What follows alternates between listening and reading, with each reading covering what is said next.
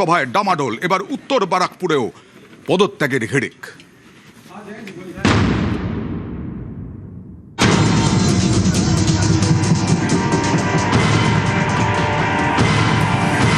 পশ্চিমবঙ্গে পালা বদল, তৃণমূলকে সরিয়ে বাংলার মসনদে বিজেপি।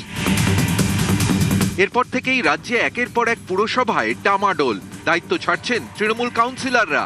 এবার ডামাডোল উত্তর ব্যারাকপুরে।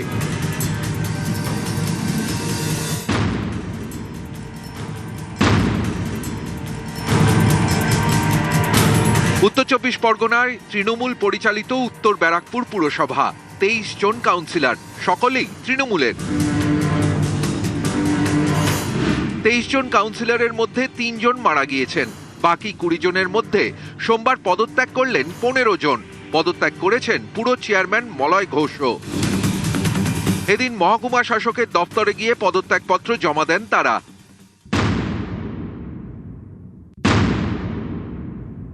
নর্থ ব্যারাকপুরে আমরা হেরে গেছি, ৬৭টা ওয়ার্ড বাদ দিয়ে বাকি সব ওয়ার্ডে আমরা হেরে গেছি। তার মানে কি, আমাদের জনমত তো আমার পৌরসভার মানুষই বলছে যে তোমরা ছেড়ে দাও। যখন দিয়েছিল হ্যাঁ হ্যাঁ করে হাসতে হাসতে সবাই আমরা পাওয়ারে এসেছিলাম, যখন এগেস্টে গেল তখন তো সেইভাবেই ছাড়তে হয়। মানুষকে তার বিচার বিবেচনার সুযোগ তোমায় দিতে হবে। নর্থ ব্যারাকপুর মিউনিসিপ্যালিটি সব থেকে বড় সমস্যা গার্বেজ ডিসপোজাল, কোনো জায়গা নেই।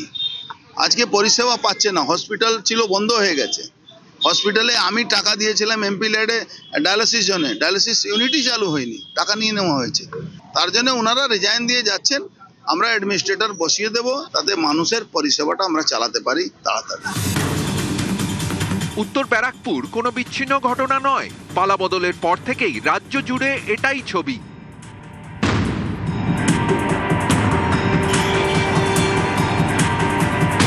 পূর্ব মেদিনীপুরের কাথি, মুখ্যমন্ত্রী শুভেন্দু অধিকারীর নিজের এলাকা।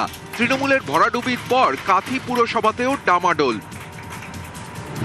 কাথি পুরসভায় ২১ জন কাউন্সিলর, ১৭ জন তৃণমূলের। এর মধ্যে ১৪ জনই ইস্তফা দিয়ে দিয়েছেন। তৃণমূল পরিচালিত পুরবোর্ড ভেঙে যাওয়ায় দায়িত্ব নিয়েছেন কাথির মহকুমা শাসক অশোক প্রতীক ধুমাল। এই পুরসভা অপদার্থ, তাই তাকে শোকজ করা হয়েছিল। শাসক দলের পক্ষ থেকেই পুরো চেয়ারম্যান সহ কাউন্সিলরসদের শোকজ করা হয়েছিল যে পুরসভা পরিষেবা দিতে পারছে না। যেই দলের পুরসভা সেই দলের সরকার তাদেরকে শোকজ করেছে। উত্তর ২৪ পরগনায় তৃণমূল পরিচালিত হালিশহর পুরসভা। ২৩ জন কাউন্সিলর, সকলেই তৃণমূলের। এর মধ্যে ইস্তফা দিয়েছেন ১৬ জন। উত্তর ২৪ পরগনারই তৃণমূল পরিচালিত ভাটপাড়া পুরসভা। এখানে ৩৫ জন কাউন্সিলর, সকলেই তৃণমূলের। ৩৫ জন তৃণমূল কাউন্সিলরের মধ্যে পদত্যাগ করেছেন ৩০ জন। এর মধ্যে রয়েছেন পুরো চেয়ারম্যান ও ভাইস চেয়ারম্যানও।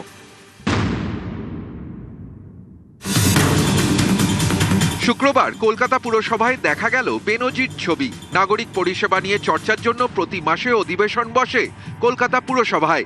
শুক্রবার সেই অধিবেশন হওয়ার কথা ছিল। তৃণমূলের অভিযোগ, চেয়ারপারসনের সঙ্গে আলোচনা ছাড়াই অধিবেশন স্থগিত করে দেন পুরসভার সেক্রেটারি।